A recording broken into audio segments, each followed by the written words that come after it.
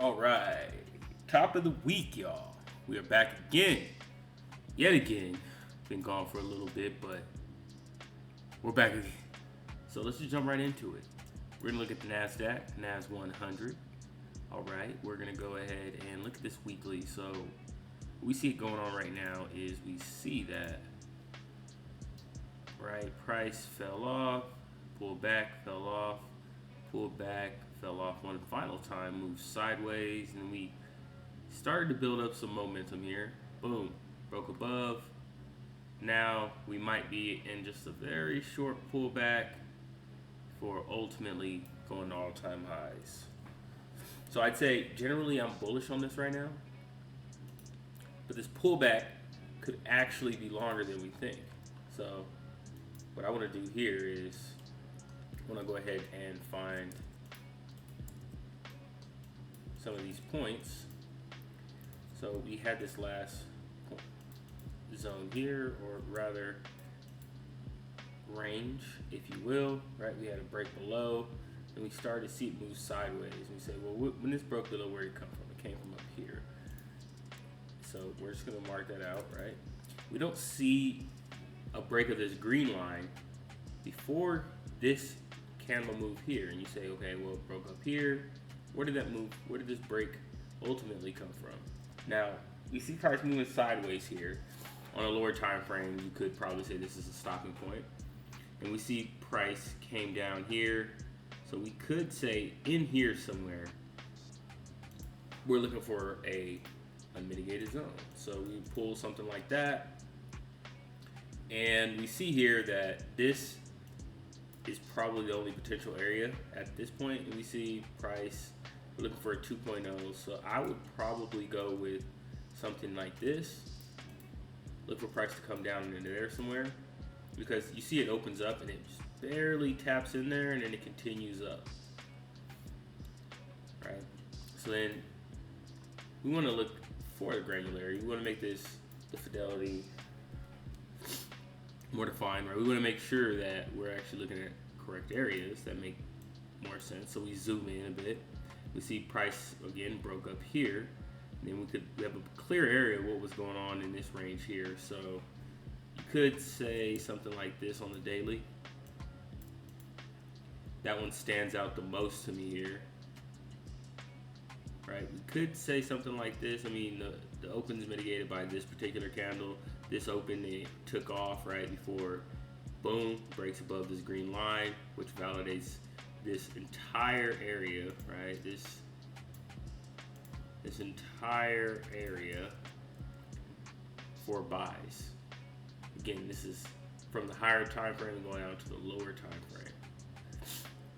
Now, let's go ahead and mark this up after it broke, right? This is what we're looking at here, right? That area. This was the previous one. Now we saw this break. We're looking at this entire area. Price to come and pull back into it. Now, when it did break, price did pull back into it, but I mean, if we're looking at this entire zone, or MB, just call it what it is, we see that we still haven't even touched 50% back into it.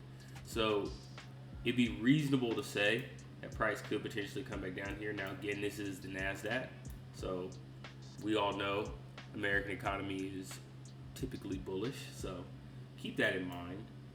But ultimately, we want to see price come back into here somehow, some way. But as we continue to go up, we're starting to see one breakdown, starting to see maybe some bearish pressure forming.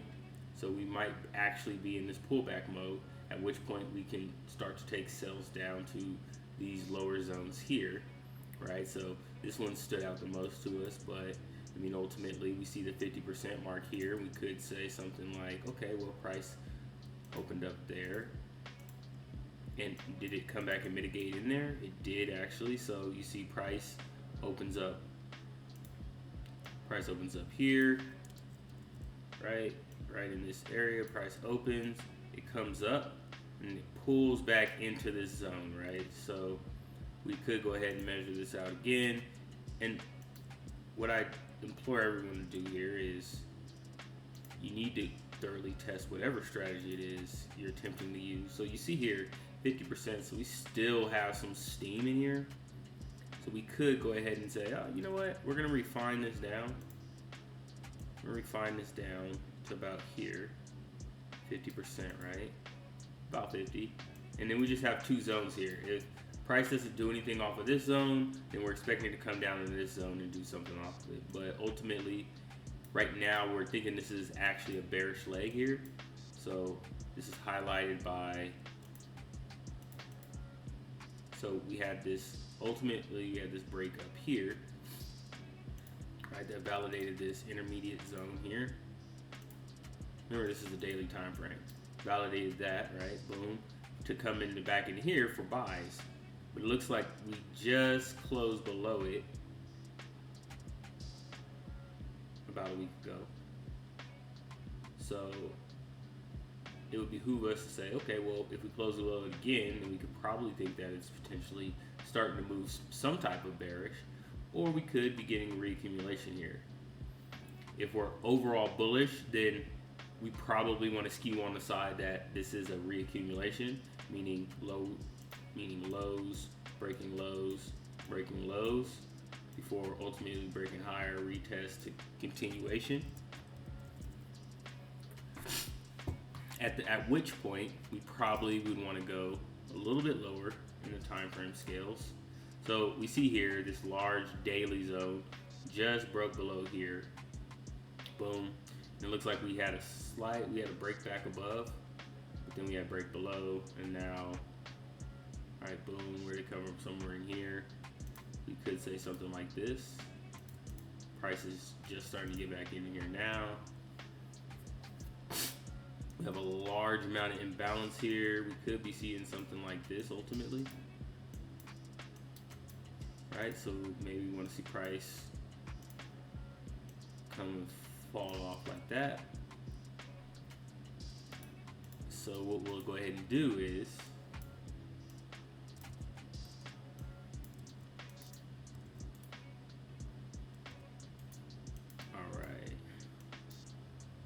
down. It's a pretty long way to move up. So what we'll do is we're just gonna go ahead and wait here. We're gonna put this as an alert. We're gonna put supply zone, look for sales, overall bull, short term bear. And we're gonna leave that as that on the NAS 100. Let's go to the euro. Okay, so on the euro against the dollar, this is looking bullish. If I'm just looking right here, overall, I mean, overall, we could be in some type of bearish action. This could be a redistribution, highs, breaking highs, before we come down, break low, retest, continue down. That could very well be what's going on here. Let me re-highlight that, right? High, right? We see this break here, boom, retest to continuation down. And it looks like something like this, probably 50% of that, right? So we could be at that particular area where we're starting to redistribute and continue bullish. And this is on the weekly. Let's go down some time frames and check it out. Yeah, so we just had this break below, validating this area. Potentially some type of 50% in here. Down. I don't know, this looks pretty ugly here. So let's go to the 4 hour.